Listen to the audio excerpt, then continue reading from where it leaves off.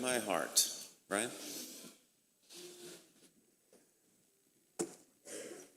Great to see everybody here today. If you've got a Bible handy, and I certainly hope you do, we're going to be in 1 Corinthians chapter 4 in just a few moments. That's going to be our text for the day, is 1 Corinthians chapter 4.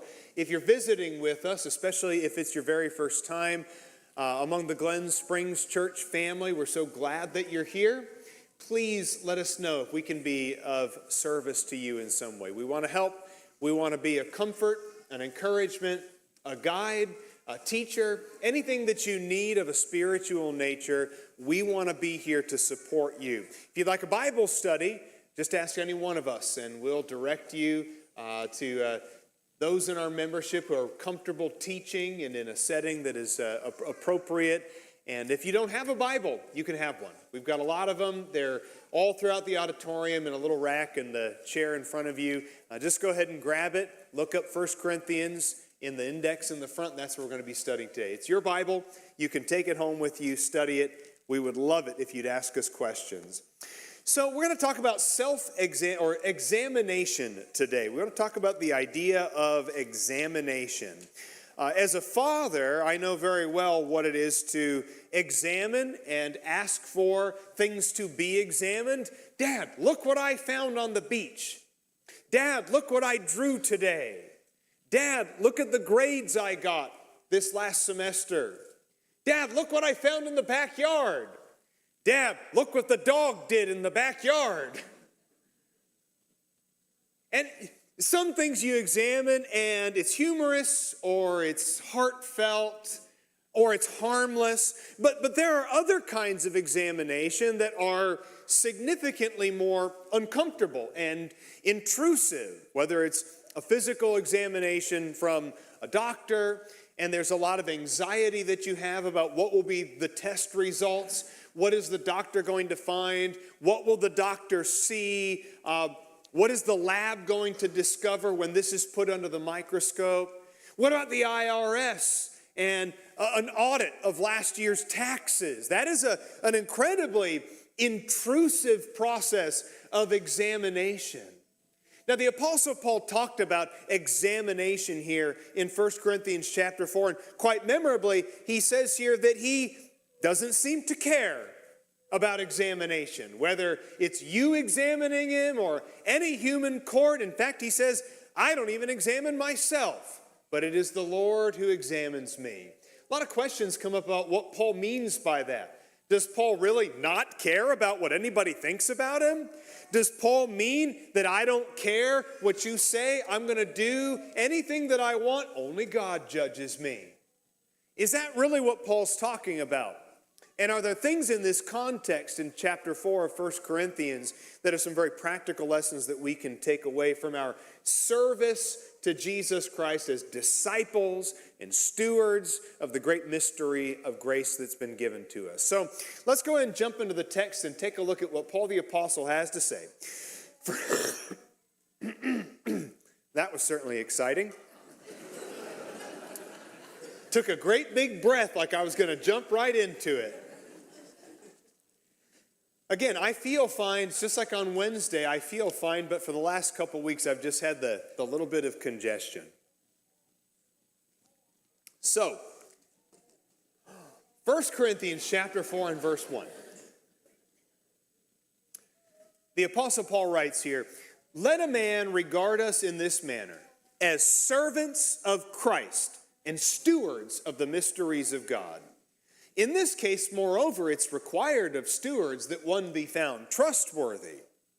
Verse 3, but to me, it is a very small thing that I should be examined by you or by any human court. In fact, I do not even examine myself. I'm conscious of nothing against myself, yet I am not by this acquitted. But the one who examines me is the Lord. Verse 5, therefore, do not go on passing judgment before the time, but wait until the Lord comes, who will both bring to light the things hidden in the darkness and disclose the motives of men's hearts, and then each man's praise will come to him from God. Certainly a passage filled with warnings and encouragement and a little dose of correction. So let's take a look at some things here. First of all, he talks about being regarded in verse 1 as servants of Christ and stewards of the mysteries of God. According to one commentator on 1 Corinthians, Jim McGuigan, the term servant originally was used of an under-rower on a ship. You know, back in the day when they had rows of oarmen on a ship, and these people were typically slaves, regarded as the very, very bottom rung of society. You think about Ben-Hur, for example, the Charlton Heston movie, and working as a rower on a ship. That's what the term servant originally meant. That's where that term comes from. It was a very lowly position, and it came to refer eventually to other servants. It would have included a lot of other different kinds of servants, but it always maintained that sense of being on the bottom rung of society in terms of your status. Then he uses another word here. He says servants, but also stewards. Essentially, a steward was a slave in charge of other slaves. He was the servant who watched over other servants. So he was still a servant, still regarded as a slave, but he was in charge of the other slaves in the house. So essentially, he was a superintendent or a foreman of others. And nevertheless, even though it was an exalted position among the servants, listen, being the most exalted servant in a household still means you are on the bottom rung of the household ladder. So it's interesting, isn't it, that Paul seems to not just be willing to be a servant or a steward, but he even insists upon being regarded as a servant or a steward. Let others regard us in this manner, that we are servants and we are stewards. What does that tell you? The fact that here's Paul the apostle, who probably could have come to the Corinthians and said, listen, I'm Paul the apostle. Middle name was the. I've seen the risen Jesus glorified. My mission comes from him personally. What I give to you, I received straight from the Lord by inspiration. You think Paul could have thrown his weight around a little bit with the Corinthians? It's interesting. What's the whole context of the 1st and 2nd Corinthians letter? What is he really trying to prove to them? Among other things, among other lessons, by the way. But what is one of the main things that he's trying to prove from 1st and 2nd Corinthians? It is his own authority. One of the things that he's had to deal with the Corinthians is the Corinthian church has all these people coming and going. It was a very busy city, very bustling, lots of commercial, lots of trade going on. And so you had travelers from all over the world, including some high and mighty Christian envoys, maybe people who said, well, I'm good friends with Peter the apostle. Well, I personally knew James and John. And all of these high and mighty folks are coming through Corinth, undermining Paul's authority. So he wrote 1st and 2nd Corinthians, at least in part, as a way to build back up his authority in the eyes of the Corinthian church. So if you were trying to reestablish your authority with a group of people, do you think words like steward and servant are the words you would choose? If you went on a long vacation, right, you were the boss of a business, you were the CEO of a company, and you said, listen, I'm going to take a sabbatical, I'm going to go travel for a few months, I'll be back, I don't know when. When you come back and you're there to reassert your authority over a business or a company, do you come in all bedraggled, wearing dirty old clothes? Maybe, you come back wearing like a pair of Crocs or something that you traveled Europe in. And shame on you, by the way, for wearing Crocs in Europe. But you come back and is that the image that you convey when you are trying to reassert your authority? And yet here's Paul, again, not just willing to be regarded as a servant, but insisting on it. If you're going to think of me as anything, I want you to think of me as a servant and a steward. Those are the words that I use to describe myself. You know why? Because that is a key feature of discipleship that Jesus himself presented to his disciples. Do you want to be the number one? Do you want to be the first? Do you want to be regarded as the greatest? Well, you know what you need to do? Put yourself last. Make yourself a servant. Regard yourself as the least of all. And it is God who will exalt you to glory. And God alone, whose exaltation matters. So Paul is not just, this is not just his opinion. This is from the Lord. I will be regarded as a servant, and I will be regarded as a steward.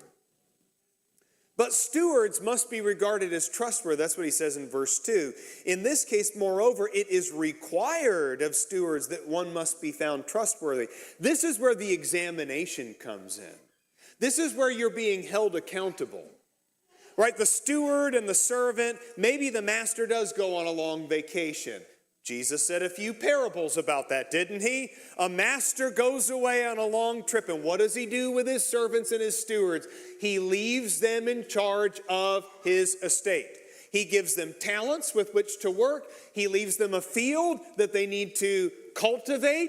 He gives them a vineyard that they need to grow something and produce something. And he says, I'll be back, and I'm going to call you to account for it. What does he do? He comes back eventually and says, let's get the books out. Let's see the bushels. Bring out the talents. You're being held accountable now. That is what servants and stewards do. They are held accountable. But I think it's interesting. What are you being held accountable for, Paul? In this case, it's required of stewards that one must be found trustworthy of what? What are you handling? What's the treasure that God gives to you? What's the treasure that God handed the Apostle Paul and others like him? It was the mystery. The mystery of grace and the mystery of salvation. That mystery is so described in Ephesians chapter 3, by the way. Probably a great sermon for another day. Wonderful passage of Scripture. We don't have time to go there. But he talks about grace being given to the Jew and the Gentile in equal measure and equal opportunity in Ephesians chapter 3. That's the mystery. Guys, that's what we've been given. We're stewards and servants of Jesus. We're his disciples. And just like in the parable of the talents where the master says, here's 5 talents, here's 2 talents, here's 1 talent. Now go and do something with it. Cultivate it. Grow it. Invest it. You've got to do something with it. Our talent that we've been given, among other things, is the mystery of the gospel. Are you burying it? Because God is going to examine you. God will hold you accountable. When you're given someone else's things, what do they expect? That you give them back in better order than they were given in the first place. When you borrow your neighbor's lawnmower, what does your neighbor expect? In fact, what is a perfectly reasonable thing for your neighbor to expect? Maybe fill it up with gas when you're done, brush it off, leave it in better condition than it was. My folks are in town and we're borrowing Susan's Suburban because there's a lot of people we got to truck around town. You think I'm going to leave the Suburban in worse shape than I found it? You're going to leave we left a bunch of cups from McDonald's in the back and there may be an apple core that fell between the seats and we'll just leave it. It'll become desiccated and mummified eventually in the Florida heat and are we going to leave it? Oh, and by the way, it's like 50-gallon gas tank, and we're going to leave it empty for Susan. Or do you return it in better shape than it was in when you got it? When you're borrowing someone else's things or when they're trusting you with their things, you take good care of them. When you're put in charge of the master's treasure, you treat it like it's your own treasure. In whatever you do it with all your might as if you do it for the Lord. So Colossians chapter 3 says. When you serve, when you teach, when you exhort, when you give, when you lead, no matter what it is, you do it all as if it is for the Lord. Stewards represent their masters wherever they go. We either bring honor to his name as his disciples, or he is blasphemed because of us. And that's a point, remember we studied Romans chapter 2 not that long ago? That's a point that's brought out in Romans chapter 2 of the hypocrisy of the Christians, especially the Jewish converts in Rome. One of the things that he points out there in Romans chapter 2, beginning in verse 21 in this passage, he makes this statement.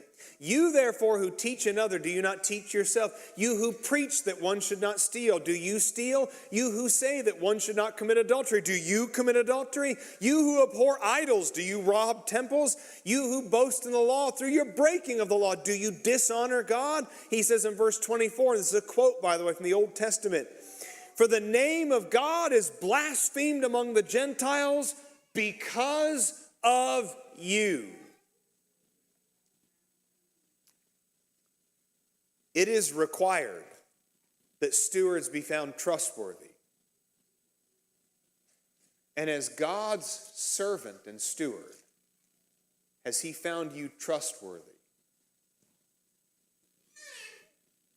He makes a statement that I find very interesting. In verse 3, to me, it is a very small thing that I should be examined by you, or by any human court. In fact, I do not even examine myself. To me, it is a very small thing to be examined by you. I think when we read this passage, that feels like something that you could just read over and not really stop and notice. Think about what he's saying there. Don't brush over it. Don't go quickly over that. It is a very small thing to me to be examined by you. I don't think I can say that, in all honesty, most of the time. And I'll admit it, and maybe I'm the only one, but I don't think so. I do care what people think about me. I do care. Do you? And again, my parents came into town for Thanksgiving. They're here, wonderful people, Paul and Terry. You should meet them.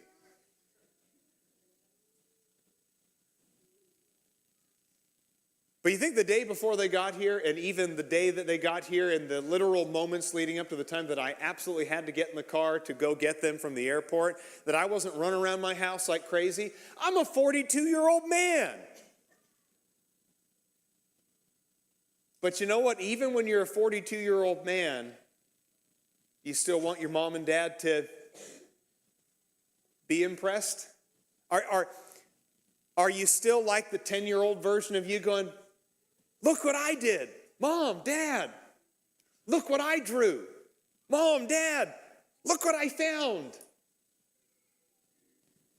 I do care what people think about me. Think about what Paul's saying. To me, it's a very small thing that I should be examined by you, or by anybody for that matter. I don't even examine myself. What? I mean, we sit and preen ourselves in front of the mirror every day because I don't want to have a unibrow. Because I care what you think. I made sure my socks match today because I care what you think. I washed my car because I care what you think.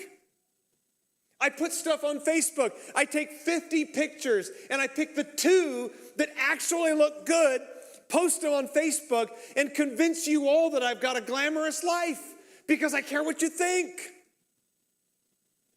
And I shouldn't, at least as much as I do. It is a very small thing to be examined by you. You know why? Because he gets to it eventually in the next verse.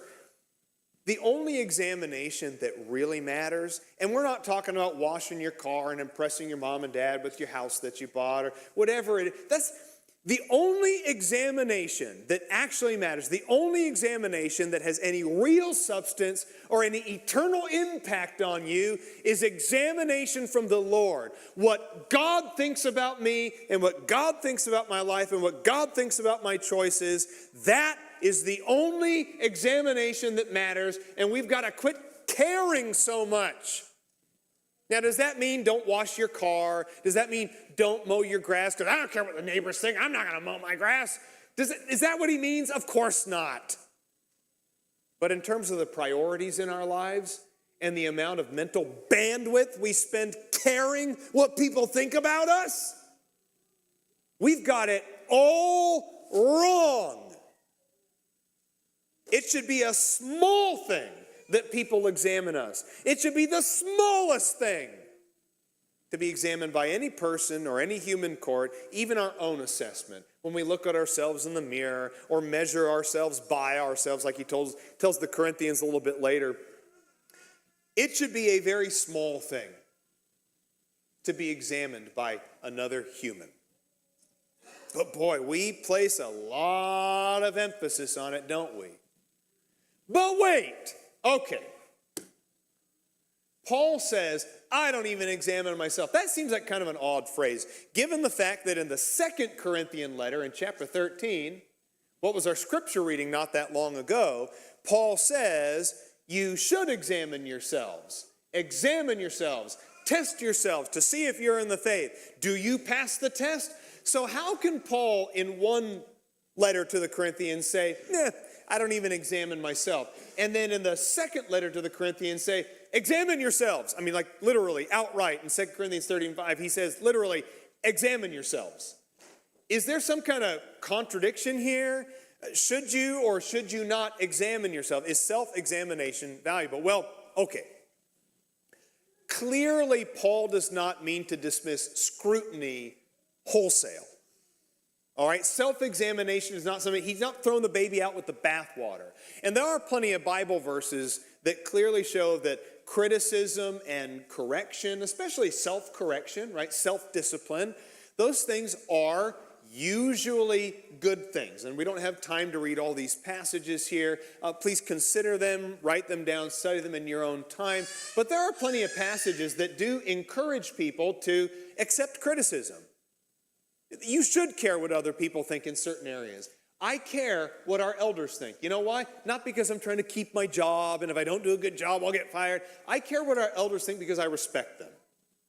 I respect our elders. And I care about their input. And I care about their criticism. I care what Rebecca thinks. Do you know why? Because she's my one flesh. She's flesh with me. And I nourish her, and I cherish her, and I don't mistreat her. I care what Rebecca thinks. I care what my kids think. You know why? Not because they're going to be my judges in the end or anything like that. I care what they think because I want to be a present father. I want them to know that I care. I want them to know that I'm involved. I want them to know that when they pick up something from the beach and say, Dad, look at this, I'm going to take a minute and look at what they found on the beach. I do care. And I do receive criticism because it is valuable and it is important. We should welcome examination if the examination is by God's standard, and that's the difference. That's the difference. Paul's talking about two different kinds of examination in the first and the second letter. On the one hand, I don't examine myself in the sense that I'm not going to judge myself based on superficial things. I'm not going to judge myself and my value because of how much money I make or how good I look in the mirror. I don't examine myself in the sense that I measure myself by myself, that my standard is me. But then in 2 Corinthians it says you should examine yourselves as long as the standard by which you're examined is God's standard, not man's. The issue in this passage is that the Corinthians were holding Paul to a hypocritical standard. He had no regard for the kind of examination that they were using against him. Take the 9th chapter, for example. In 1 Corinthians chapter 9, Paul finds it, quite frankly, offensive that other apostles are allowed to be married and have children and even make money. Shocking that they would make money from their ministry. And yet, people hold Paul to a different standard. If Paul got married, they said, there's Paul caring about things of the world. If Paul needed money and asked for money, they say, well, are you just in it for the wrong reasons? Paul only preaches for the money. If Paul wanted to have children, they'd say, what? Is service and discipleship not enough for you, Paul? You've got to fill your life with a family now? Paul is saying, you are using a hypocritical standard. While other apostles are out there allowed to be married and have children and actually make a living from their ministry, you would criticize me for that. And that's the kind of examination that Paul has a problem with. It's fundamentally a hypocritical standard that they're applying. So getting back to our chapter here, getting back to our main text. In verse 4 of 1 Corinthians chapter 4, I am conscious of nothing against myself, and yet I am not by this acquitted, for the one who examines me is the Lord. I mean, even if Paul could make excuses for himself or get off on some technicality or plead ignorance to his failures and sins, he says none of that works with God. Even if I'm conscious of nothing against myself, even if I look at my life and go, you know what? I actually think I'm doing really well. I think I'm doing really well. I have a nice job and a nice house, and my kids are well behaved, and I got a nice marriage, and I'm a preacher. I mean, that's got to count for some extra credit, doesn't it? I'm a preacher. I think I'm actually doing pretty well. I love the way Paul just torpedoes that whole thing by saying, you're not acquitted by your ignorance. Just because you're ignorant of some sin in your life, just because you're ignorant of how hypocritical you are, or how awful you are, or how arrogant you are, or egotistical you are, that doesn't mean you're acquitted in God's eyes because of that ignorance. Jesus addressed this kind of thinking throughout his ministry as well. He attacks the self-righteous tedium of the Pharisees. The Pharisees invented a whole system of technicalities that they worked out to subvert the very law that they claimed to be following and promoting. Matthew chapter 15, again, another passage that makes an incredible sermon to preach just on its own, but in Matthew 15, you know that the law is honor your father and your mother. But in order to circumvent that law and to get around it on a technicality, you can take anything that would have helped your parents, any money that might have been used to assist your elderly parents, and you say, well, sorry, Mom and Dad, I can't help you out. Can't practice paternal charity here because you know what? Everything that I would have helped you with, I've already dedicated to the temple. Sorry, it's Korban. What am I going to do? My money's all tied up right now. Got it all tied up in the temple. Sorry, Mom and Dad, you're going to have to starve to death. And Jesus says, essentially in modern vernacular, in the Ryan version, what? So in order to keep a little tradition, in order to keep this tradition over here that allows you to dishonor your mother and father, right? To get out of helping your elderly parents, you end up destroying the law, subverting it, countermanding it. And you teach as if it's from God, these despicable doctrines of men. That's the kind of thing, the examination of any human, including your own self-examination, matters very little. Who are you trying to impress? Who are you trying to convince? Are you right because you think you're right or because God has judged you to be right? To James, in James chapter 4, only one lawgiver and only one judge. And there is only one advocate in 1 John chapter 2, beginning in verse 1, whose voice even makes your acquittal possible. So if you're not trying to live for God's examination, none of it matters. But wait, again, I got another but wait.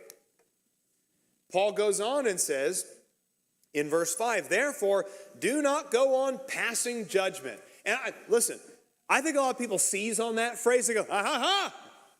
It says, do not judge. This in Matthew chapter 7, two favorite verses in the Bible. It says, don't judge. Bible says don't judge. So let's be clear. Is Paul saying human judgment doesn't matter at all? Like none. It doesn't matter how you judge something. It doesn't matter how someone else judges something. Is the point of this passage just to kind of make the appeal of only God judges me. You're not allowed to offer anything critical of my life. You're not allowed to offer any correction. You are not allowed to examine me at all. Only God judges me. When I think about that argument, I guess my first response is, okay, all right. If you want God alone to judge you, okay. Good luck with that. We are talking about the same God, aren't we? We are talking about the same God who opened up a hole in the ground and swallowed up Korah back in the book of Numbers. We are talking about the same God that looked at King Saul, who made mistake after mistake after mistake, and finally said, that's it, I'm done with you. I'm done. And his spirit left Saul, and the kingdom was taken away from him. We are talking about the same God who, through his son Jesus in Matthew chapter 24, talks about a violent judgment coming upon the city of Jerusalem that can only be described fairly as a desolation, an abomination, not one stone left on top of the other. We are talking about the same God who in Revelation chapter 21 talks about liars and thieves and murderers having their place in the lake of fire and brimstone. So only God judges me. I don't mean to be like sarcastic about it, but I'm like, okay, only God judges you. Good luck with that. And I don't really think it's what Paul's talking about anyway. Which is it? Judge not or judge with righteous judgment? John chapter 7, verse 24. This isn't really the conflict. I mean, there is no conflict with it because everything that is said about judgment in Matthew 7, for example, is all said with qualifiers. It's with qualifiers. Jesus himself is actually saying the same thing that Paul is saying in 1 Corinthians 4. That whatever standard of judgment you're going to apply to another is the same standard that will be applied to you. Jesus, and also not Paul, also neither of them are saying, do not judge, judgment doesn't matter, who really cares, you are not going to be examined or criticized. They're both saying that the standard of judgment that you use is the standard that will be applied to you. And so Paul is simply putting human judgment into perspective by reminding us that it is only God's final judgment that determines whether or not we're pleasing in his sight. I am pleasing to God, not because I appear pleasing to God to you. Let me say that again. I am pleasing to God, not because I appear pleasing to God to you. I am right with God, not because you think I'm right with God. That is not your judgment. It is God's judgment. God declares us to be justified. God declares us to be holy. God gives to us by his grace a measure of forgiveness and salvation and mercy that is not yours to determine. That's what Paul's talking about here. In the end, we have only one being whose assessment of our lives actually matters. And so he does say in verse 5 that instead of passing judgment before the time, we need to wait until the Lord comes, who will both bring to light the things hidden in the darkness and disclose the motives of men's hearts. And then each man's praise will come to him from God. Motive matters. I don't always see your motive. I mean, think about this. I may see you doing all the right things, but God may see you doing the right things for the wrong reasons. That's why my judgment doesn't matter, because I look at people and I go, well, I mean, he looks righteous to me. He looks like a good person to me. And God sees something deeper going on. Remember what Paul told Samuel, the prophet, when he was told to go and find a new king instead of Saul?